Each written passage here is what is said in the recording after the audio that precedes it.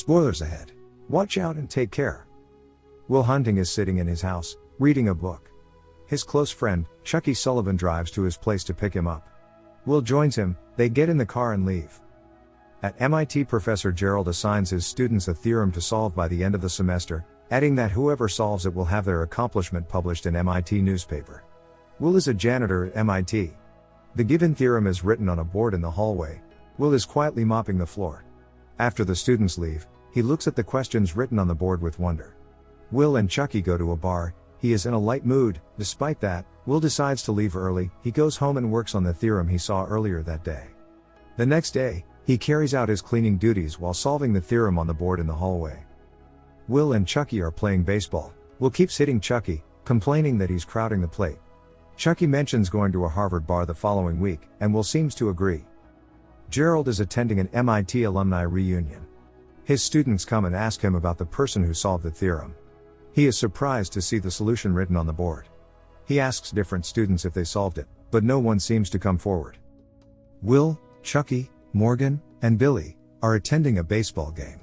Will identifies one of the attendees as his childhood bully. They eventually leave to get food. While driving, they notice Will's bully misbehaving again.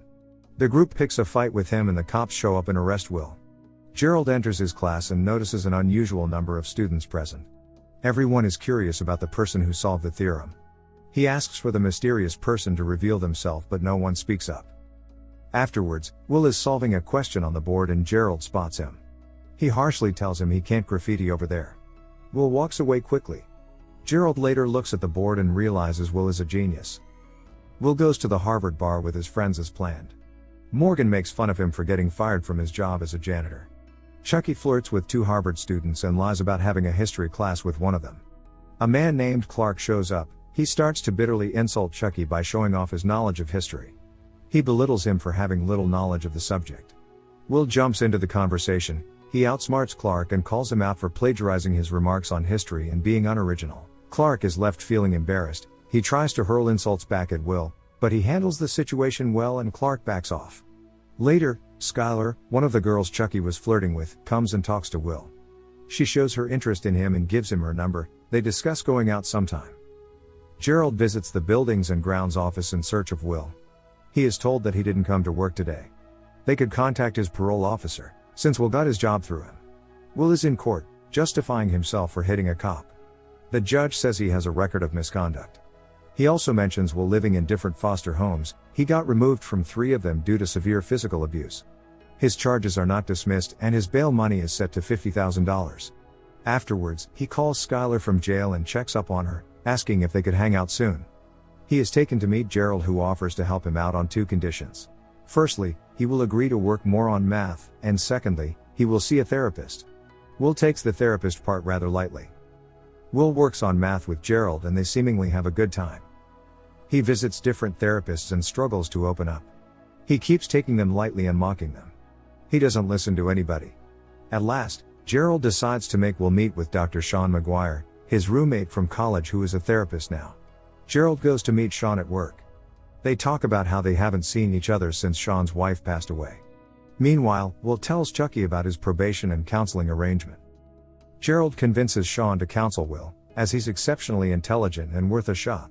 He also mentions how they're both from South Boston. Will meets with Sean and he behaves casually. They discuss books and exercising. He's very conceited. He starts talking about a painting in Sean's office. He mocks his painting and ends up making assumptions and saying derogatory comments about Sean's wife, to which he reacts very seriously, reminding Will of where the boundaries lie. After Will leaves, Gerald genuinely tells Sean that he understands if he doesn't want to see Will again, but Sean is ready to see him again next week. Sean stays up during the night, lost in his thoughts. Will and Skylar spend time together. She mentions her education and elite background and about going to Stanford to study medicine after graduating. They enjoy each other's company and have a good time. Will meets Sean according to schedule, and Sean takes him outside to visit the lake. He tells him he thought about his remarks on his painting, due to which he stayed up at night and came to realize that Will is only a kid and he doesn't know what he's talking about. He knows Will has never been out of Boston. If Sean asked him about art, he could talk a lot about artistic literature, but he could not explain what it actually smelled like in the Sistine Chapel or how beautiful its ceiling was in person. If he asked him about women, He could talk plenty, but could never know what it was like to feel truly content in someone's presence. If he was asked about war, he wouldn't know the first thing about experiencing one. He doesn't know real love or loss because hasn't experienced any of it. While talking, Sean mentions his wife dying due to cancer. He doesn't perceive Will to be a confident man, he is just a scared kid trying to act tough. He presumed everything about Sean's life by looking at a painting. He knows Will is an orphan himself and went through tough times, so can his life be understood by reading Oliver Twist? He can only understand him if he's willing to open up and talk about his experiences, but he sees that Will is too scared to open up. Sean leaves and everything slowly sinks in for Will. That evening Will calls Skylar from a payphone while it rains heavily. She picks up but he doesn't say anything and ends the call. Will meets with Sean for their therapy session. He remains quiet throughout and leaves when the time is over. Sean realizes he won't talk unless he wants to. Sometime later, Will is working on solving mathematical problems and outsmarts a polished and learned man with his answers. Gerald is impressed. Will finally starts talking to Sean, when he first cracks a joke.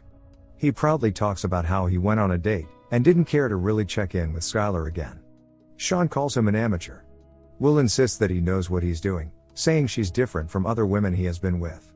Sean says he should call her but he says he doesn't want to ruin what he has at present by getting to know her more because then their relationship will become dull and boring. Sean mocks him for his approach by saying that due to his behavior, he will get through life never really knowing anyone and mentions his own wife's little habits that only he knew about. They laugh together. He says these trivial memories are what truly matter and people choose who they let into their worlds. He reminds Will he isn't perfect, neither is Skylar, they just have to figure out if they are perfect for each other and the only way to find out is by giving it a shot. Will asks if he has ever thought about getting remarried but he shows his loyalty to his dead wife. Will uses Sean's own statement against him, saying that he will get through life never really knowing anyone. Will goes to visit Skylar and apologizes for ghosting her. He asks if they can go out again. Skylar says she is busy with university work, she has to assign the proton spectrum to Ibogamin. Will leaves and quickly returns with the answer to her assignment, saying he couldn't wait till later to spend time with her. They attend a dog race together, in which Skylar's dog takes part too. Her dog wins. She comes to know that Will grew up in South Boston and asks about his experiences growing up over there and about his siblings. He says he has 12 big brothers and Skylar expresses her wish to meet them. Will asks Sean if he regrets meeting his wife and he denies it, saying there are pros and cons to everything. Will asks when did he know she was the one for him and he quotes a date, showing how well he remembers everything. They met at a baseball game. Sean mentions the highlights of the game but later says he wasn't even there to watch the whole game because he was spending time with his future wife. Will mocks him for missing out on such an important event.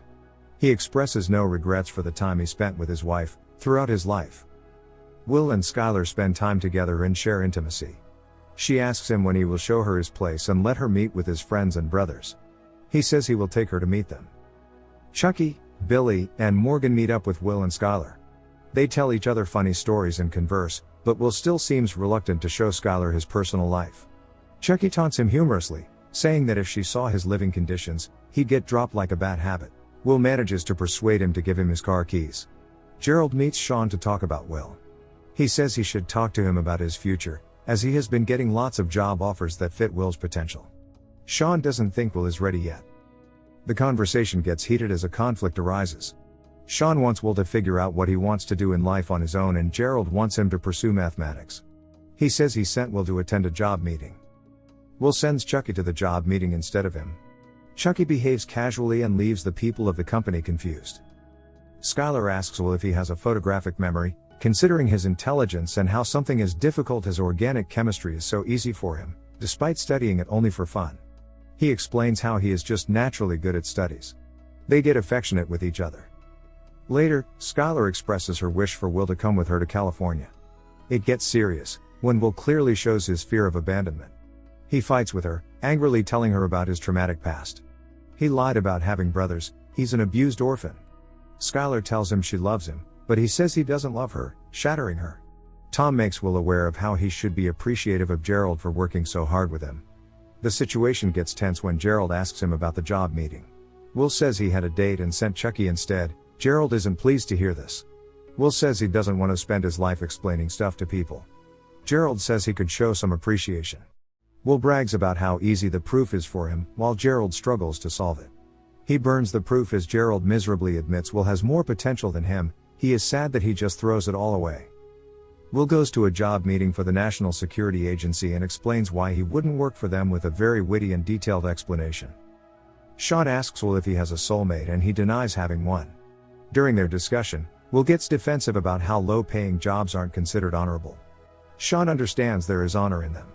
He tries to dig deeper by asking Will what he actually wants to do with his life, but Will just gets impractical again, and this time Sean simply asks him to leave because he won't tolerate his foolishness. Will and Skylar have a bittersweet phone call. He calls to check in before she leaves. She tells him she loves him, but he doesn't say anything. He sits on a bench alone, while Skylar boards her flight for California. Gerald is frustrated about Will not showing up for his session with Sean. Will and Chucky are at the construction site. He makes Will realize how he's throwing away all his potential and being ungrateful for the intellect he has been blessed with. Sean and Gerald have a fierce argument over Will, with Sean defending him by saying he has suffered from the fear of abandonment his entire life. He is emotionally scarred. Gerald only wants him to pursue mathematics and Sean gets pissed off. They angrily yell and resent each other for their respective faults in the past. Will walks in and Gerald leaves. Sean mentions sending his file to the judge for evaluation.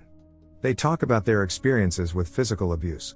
He tells him he broke up with Skylar. Sean makes Will realize that none of what happened to him was his fault. He breaks down and hugs Sean while crying badly. Will rides the bus alone and spends time thinking. Sean and Will meet for their final session. Will mentions his new job, which he got through an opportunity provided by Gerald. Sean gives him his number and they hug. Will turns 21 and his friends show him the car they built for him. They are happy together. Gerald visits Sean, they both apologize to each other and get past their grudges. Will drives to Sean's place and leaves a note. Chucky and the guys visit Will's place to pick him up and find him gone. Chucky is happy that he finally stepped out of his comfort zone. Sean reads the note and finds out Will ditched the job and went to see Skylar. It makes him happy. Will starts his life-affirming drive to California to start over with Skylar and take a leap into an unpredictable future. The end. Thank you for watching. Subscribe if you'd like to see more videos like this.